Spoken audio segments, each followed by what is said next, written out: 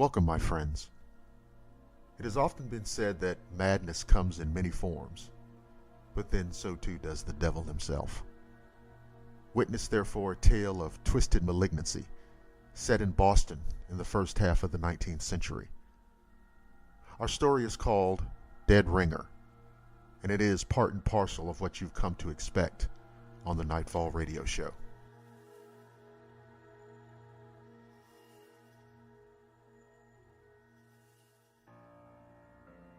I stood nearby, but obscurely, away from the crowd, hidden from them by their own absorption into remorse as the priest made his final remarks over the small coffin. It was a beautiful piece of art, made of steel with a beautiful powder blue brush finish, adorned with gold-plated ornaments on the corners and every curve of its shape. Around the edges and equally spaced were small, intricately detailed mermaid ornaments around the entire body of the coffin. It would have appeared that the wee lass was a fan of mermaids.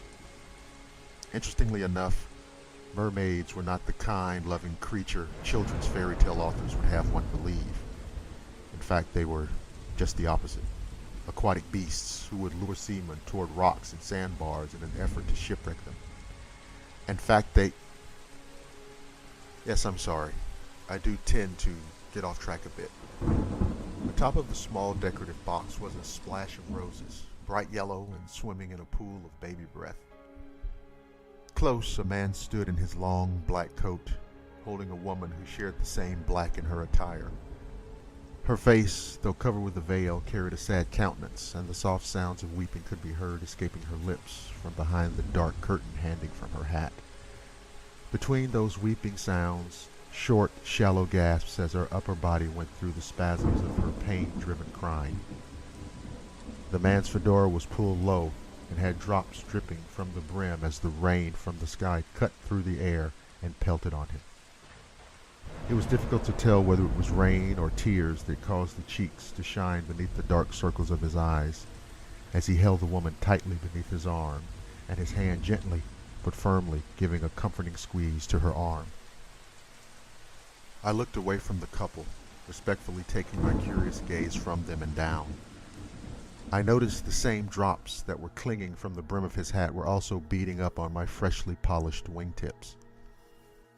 The water could not seep through that fresh coat of kiwi boot polish I had just worked into them earlier that morning. I took pride in the appearance of my shoes. It tells a lot about a man, you know? Anyway, I looked back on the scene for moments that seemed like hours and watched the family and friends as they greeted the couple with condolences and the crowd slowly diminished.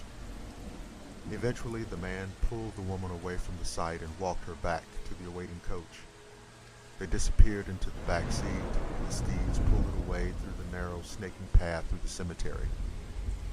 It is always the saddest moment, you know, riding away from this resting place, leaving the remnant of a loved one that shall never grace your presence again. It reminds me of another time. I'm sorry? Yes, I'm getting to that. You see, that is when it began, this ringing. I completed my task of lowering the tiny coffin into the grave and completely filled in the grave with fresh soil that had been taken from that hole just hours before. The sod was carefully placed back onto the loose soil, and there was no need to water considering the rain that had fallen on the pieces of grass as they waited their resting home. I stood and looked at the grave for a moment and marveled at how beautiful it had been put back together. The headstone of little Angela was a fine piece of craftsmanship and deserved to be complimented by an equally impressive manicured grave. You know that the marble from that particular headstone was of the finest and was imported from... Yes, I do apologize. So it was shortly after that. I was repairing the gravesite of this precious angel when the ringing began. I would say that it was the very next day. I put so much work into this grave, and it pained me so that it was in such a state in just 2 days. The grass sod was disheveled a bit, and the earth was soft, as if it had been moved. Erosion after heavy rains is always a risk in these places, because of such heavy foot traffic on a daily basis. Yes, I'm sorry. The ringing. It was, well, I found it odd. It had been many years since I had heard a ringing like that in my ears. It was, in fact, the very sound, the ringing, that the voices gave way to. What's that? Voices? Absolutely. From as far back as I can remember, I could hear the voices, sometimes so faint that I could not make them out, little more than whispers. Statements, explanations, rhetorical questions filled my head. You ask me if they scared me? No. I was never in a state of terror from these voices. They were sometimes soothing at times when I was facing some of the situations in my home that I'd really prefer not to delve into at this time. It is fairly common knowledge anyway that my father was a savage man, and his cruel and brutal actions eventually led to the death of a man whom he bludgeoned with his own hands. I remember thinking, at least that fellow's beatings are over at the time. But that's another story. You ask me if I ever spoke back to the voices? Good Lord, no. At least not at first. In fact, I tried to ignore them as they became increasingly disturbing to me in the things they pointed out and the things they were encouraging. What? Oh yes, forgive me. Back to the ringing. It began as a faint psee in my ears. So much that I thought, how in the world am I hearing a dog whistle, and looked around me to make sure there were no hounds frantically searching for their master. It had been many years since I heard the voices, which eventually died down to just a little more than a ring, similar to this one. It did go away, so I continued with my work. I take a great deal of pride in the grave sites, you know. It is very important for the families of those who have passed to find the resting place of their loved ones clean and well manicured. There can be many problems encountered in maintaining the estate grounds, from improper fertilization, erosion, as I mentioned, bare spots, dense weeds, but all have to do with neglect, which oh yes, I'm sorry. Where was I? Oh yes. So I continued to work, and I was kneeling down over the little angel site when the ringing started to transform. Suddenly it went from the steady psee to more of a ding ding ding. Well, I knew immediately what it was, as in the cemetery there were no dinner bells, so it most certainly had to be one of the security bells on a buried coffin. I stopped picking the weeds momentarily and sat perfectly still, and the ringing stopped. I looked around the grounds, and no more than a stone's throw away there was a gathering of 4 or 5 people visiting a headstone, placing flowers. Did you know that ancient Rome began placing flowers on the grave sites to give comfort to the spirits who they believed circled around the graves? And before that, it dates back as far as... Yes, I do apologize. So I looked to the gathering of people and noticed that they were not fazed at all by the ringing. They were all focused on the headstone. The women were placing kerchiefs to their noses, and the men were hanging their heads, pretending to have sorrow to comfort them. Looking back to the grave, I had repaired it back to its original state. I stood, wiping my hands, and picked the tamp from its resting place on the headstone. To properly take care of sod on these sites, you would really ideally need a sod roller. But with such confined space throughout the property, I find it easier to use the tamp. I began tamping the sod back firmly into the soil when I heard it again. I stopped, looked around. It was louder this time, certainly loud enough for the nearby visitors to hear. I looked towards them, and they were oblivious to the sound. I called towards them. "Excuse me," I yelled. I had to yell it twice, and finally one man turned to see me, and then the others peered over to me. "Sir, do you hear that?" I know that he at least heard me, but he looked at his friends, and they were whispering and shaking their heads. He turned back to me and unsurely shook his head back at me with a slight shrug of his shoulders. The 2 women stood behind the men, as if I was threatening to them. "Sir," I said, "I hate to bother you, but do any of you hear that?" "Hear what?" he asked, frowning as if he were confused. "That." I pointed to the air as if to catch one of the sound waves. "That ringing. Do you hear that?" The young man looked at the others, who looked at him in slight confusion and shook their head. He looked at me and shook his head.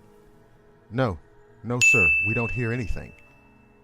That's absurd, I said more firmly now. I began to say something else when I realized that the ringing had stopped. I looked at the two couples who were staring at me, and I looked around, back at little Angel's grave. I strained my eyes, as if that would sharpen my hearing. Nothing. The ringing had stopped. I looked back at the two couples. The man who had spoken was looking at me with his head cocked to one side. "Sir," he said, "are you okay?" Yes, of course," I replied. "I suppose I've been working way too many hours this week," I replied and chuckled to relieve them of their concern. My day was over, and it was time for me to go home. Margaret would expect me. She knew my schedule, and it was like clockwork. After I placed my tools back in the shed, I locked up and began walking towards the gates that opened to Broad Street. I live just a block away on, well, you know where I live, of course. Yes, of course, the story. I do apologize. As I said, I left for home that afternoon and really thought nothing more about the ringing. Time? I believe it was around 6 p.m. or shortly after.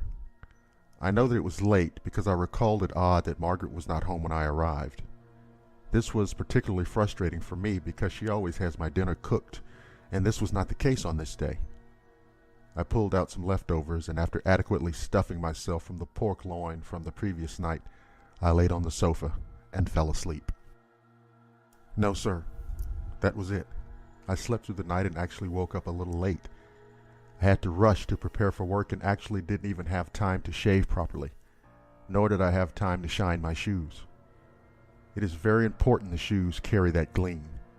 You know, you can tell a lot about a man by how he keeps his shoes. I've actually seen men in the past that... Yes, I'm sorry. So, I go on to work and to the maintenance office where I pick up the schedule for the day. There was a burial schedule for later that afternoon in the F section, so I had time to work the grounds before getting that site prepared. And that was my routine typically. You know, the groundskeeping is very important. I take a great deal of pride in the grave sites, you know. It is very important for the families of those who have passed to find... Yes, perhaps I have said that. Well, I began my rounds, walking through the grounds and making sure they were clean of debris and trash. I typically will stop if I see weeds growing in the grass of the sites. I'm very meticulous in taking special care. Dense weeds are just one problem one can encounter with ground maintenance. Improper fertilization, erosion, and basically just neglect can lead... Yes, I'm sorry. Sometimes my mind wanders. So I was working the ground of Gladys Morris, 1795 to 1825. If you ask me, far too young to die. I remember her service and how sad it was that there was but one soul there, her husband, and I'm sorry. So I was working the grounds of Gladys when I heard the faint ringing again. I rose from my knees and glanced around in an effort to assess where the ringing was coming from. But I already knew. I walked towards the gravesite of little Angela and realized that it was, in fact, coming from there. Now, as you know, the security bells are there for a purpose, but I'm quite sure from the type of trauma this little girl suffered, there was no chance that she had been erroneously pronounced dead and buried alive. I looked around for someone, anyone, that could possibly confirm what I was hearing. I saw John walking towards the section and yelled for him. I'm sorry? Yes, John is one of our custodial staff. A rather large black man, but nice chap. Unfortunately not very well educated, nor articulate. Rather strong fellow, though. I once saw him alone take the end of a... Yes, of course. So John recognized that I was hailing him and walked to the gravesite of Angela. I looked at him inquisitively as he stared back at me. What do you make of that, John? I asked him. Make of what, sir? He responded. That ringing, John. Certainly he could hear the ringing. What ringing, Mr. K? John called me Mr. K, or Mr. K, as his dialect was, mostly because my last name is so unique to some. I can actually remember when I was a young lad in grade school, the teacher... Yes, sir. I apologize. So I asked John if he could not hear that ringing. No, sir. He shook his head. I don't hear no ringing. I know that he could see I was shocked, and I looked to Angela's grave and held my hand out to the grave and looked back to him. He looked at me with a perplexed look. He looked to the grave and back to me again and shook his head. Mr. K, you all right? John was such a gentle man, a gentle giant. At any rate, I told John, yes, I was fine, and to run along and apologize for interfering with his duties. But the ringing, oh my heavens. It just continued over and over. I looked around to see if there was anyone else, and there was not a soul in sight. But the ringing persisted. I knelt down onto little Angela's resting place and put my ear close to the grass. It was definitely coming from her coffin, and I was horrified. Could it be? Could the physician have made such a grave error in pronouncing this little angel dead? Was she ringing the security bell with her tiny hands? I stood and decided something must be done about this. I went to the maintenance office, which is a good 75 yards away from lot 467, which is the site of little Angela. I was in a rush to find someone, but was careful not to trample the grass of the clients. There's enough walk traffic through the property without me adding more damage to some of the sites. You know, combined with erosion and improper fertilization due to budgets, we must take special care to ensure these, yes, again, I apologize.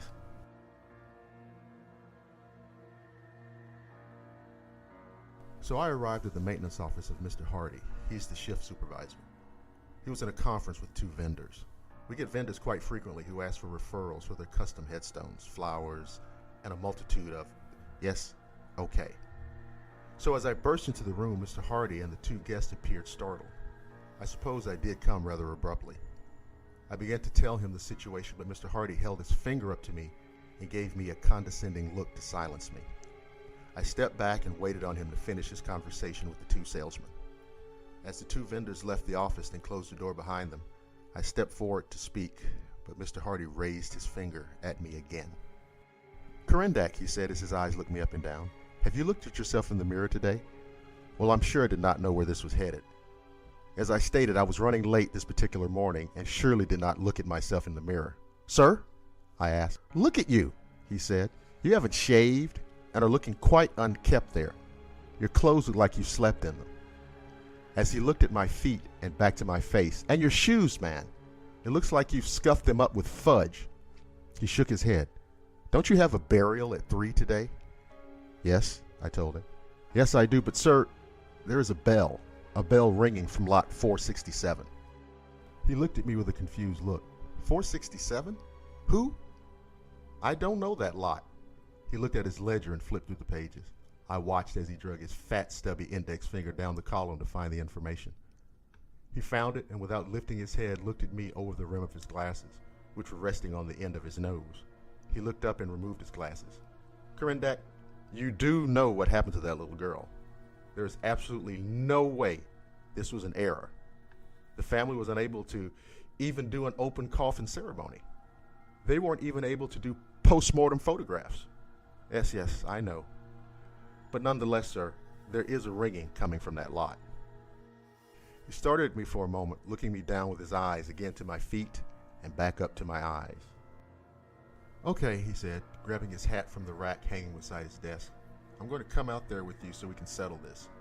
And then you're going to get yourself straightened up and cleaned up for that service this afternoon. We can't have our clients' families seeing our staff looking like vagabonds at their services." So together we walked across the property, carefully navigating the resting sites of the beloved. I'm always careful to stay off of the grass, as it's hard to keep up. We have a great deal of foot traffic through this property, and combined with the erosion and, oh yes, you're right, I do drift. So we walk the 75 yards, and as we near the grave site, it comes again, the ringing. I look to Mr. Hardy with a hesitant and slight grin. He returned a smirk to me with his fat jowls, causing my grin to disappear. We got to the site of little Angela, and the ringing was loud, over and over again.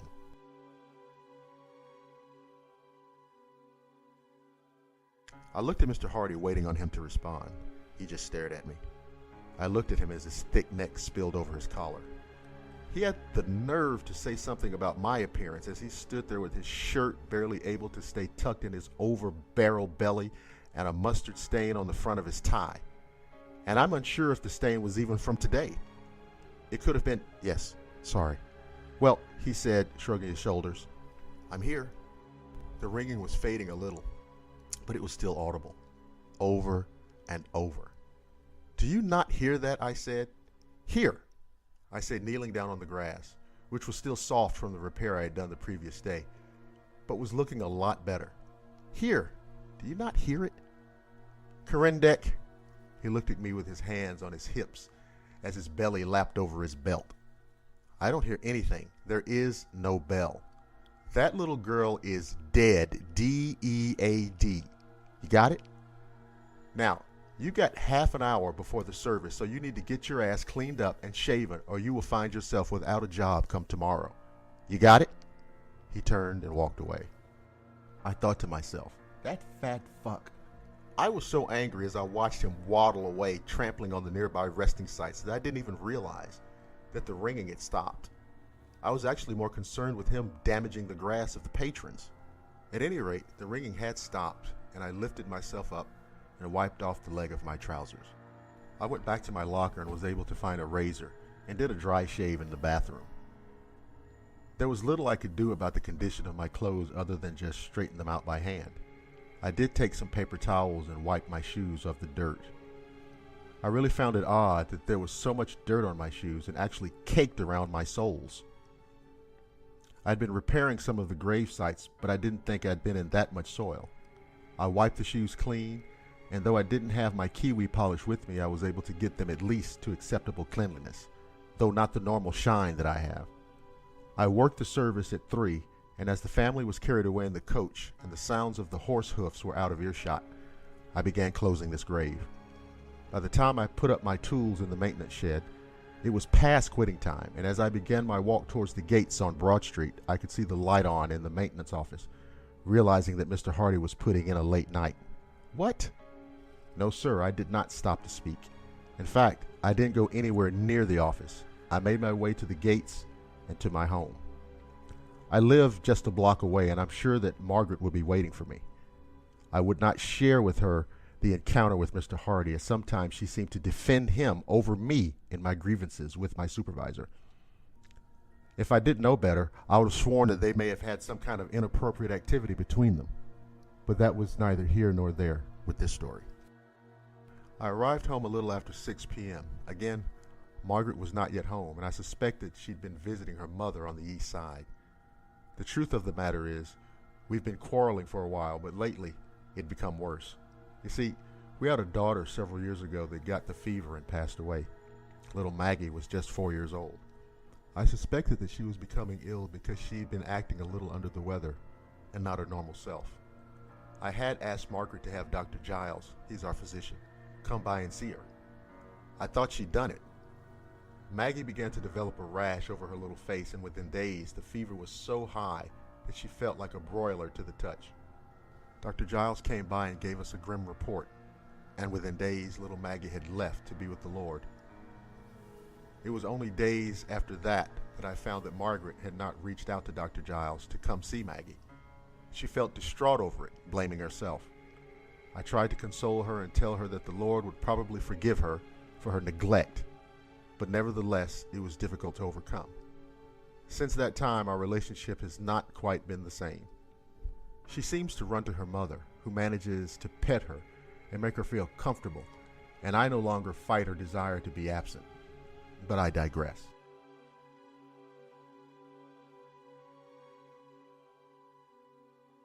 When I got to the gates, there were a few people passing on Broad. I stopped the first couple I saw, pleading with them. They backed away from me like I was a madman or something. I actually think they looked afraid. That was totally absurd. I pleaded my case with them. What? No, of course not. I didn't touch them. The man put his arm around the woman and they backed away as if they were in danger or something. As they moved along quickly, I turned looking for someone, anyone, who could help me. Another gentleman coming walking towards me noticed me immediately and went to navigate around me, but I stopped him. I started to tell him the story about the ringing, over and over. He looked at me as the other couple did, like I was a madman. He turned to walk away, but I grabbed his coat sleeve and pleaded.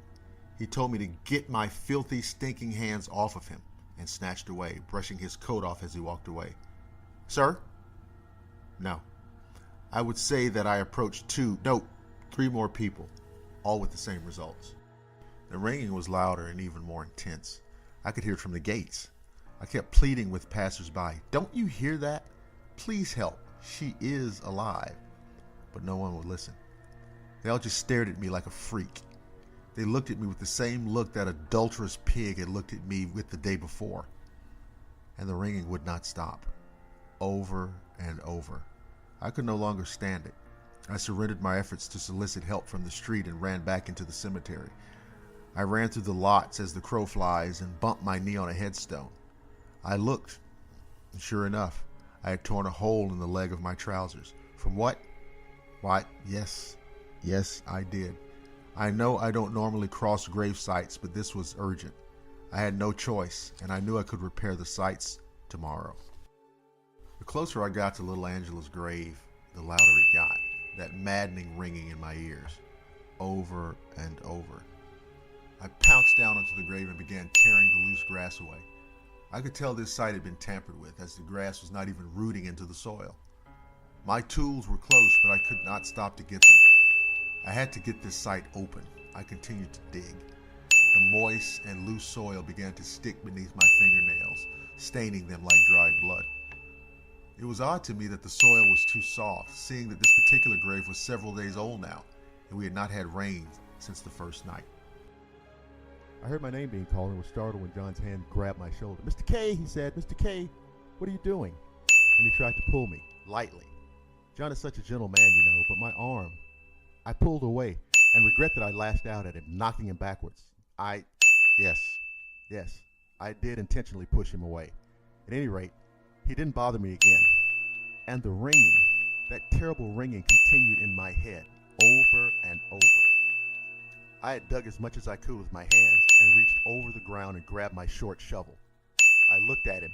John was laying on the ground and found it odd that he wasn't moving. I continued to work with the shovel this time. I was a good 4 feet into the hole when I heard your officers yelling at me. They kept yelling at me, Sir, you need to stop and come out of the hole." I looked at them as I continued to dig the loose dirt away. "Can't you hear that?" I screamed at them. "Sir, you need to stop now," they commanded, but I ignored them and continued to dig. One of the lads jumped into the hole with me and grabbed my arm. I pulled away and turned to face him. He had his club pulled out, ready to hit me. I couldn't believe I was being assaulted by an officer. I pleaded with him to step away, but he would not. He persisted that I stop and get out of the hole. He reached to grab my arm again, and I had no choice. I hit him across the face with my shovel. He immediately dropped to the ground. I moved him away and began digging again. His partner began blowing that whistle loudly, yelling for help. Now I had to deal with the ringing of that damn bell and that bloody whistle. Within moments, I began to hit something, and it was not a coffin. In fact, I was a little more than 4.5 feet into this grave, and the coffin was a good 6 feet down. I pushed the shovel into whatever this object was, and it felt somewhat squishy and soft. I tossed the shovel down and got on my knees and began to hand dig again. I saw his fat, balding head first. It was no wonder I felt it was something squishy. It was that sow of a man, Terrell Hardy, that I was uncovering. He was on his side and appeared to be dressed in the same clothes that he was in the previous day. In fact, I'm sure of it because the slob still had the tie with the mustard stain on it. I had to brush off the dirt to make sure. He was laying a little odd, and I noticed a hand on his chest that certainly could not have been his. So I began digging some more.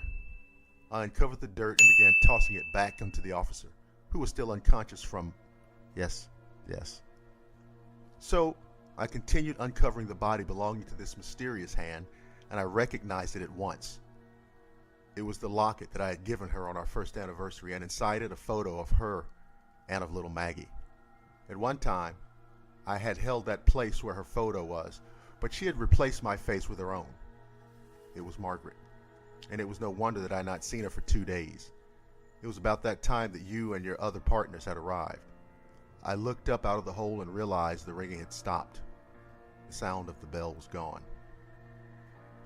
Something told me that there was something wrong here, that there was something that needed to be uncovered. Poor Margaret, never able to forgive herself for the death of little Maggie. turning to this fat lard of a man for comfort instead of me. I can't say that I have any animosity towards whomever committed this absolute heinous crime, but I'm certainly glad that you fellows were there to see this discovered. And even more so, I'm glad that that terrible ringing over and over again inside my head is now gone.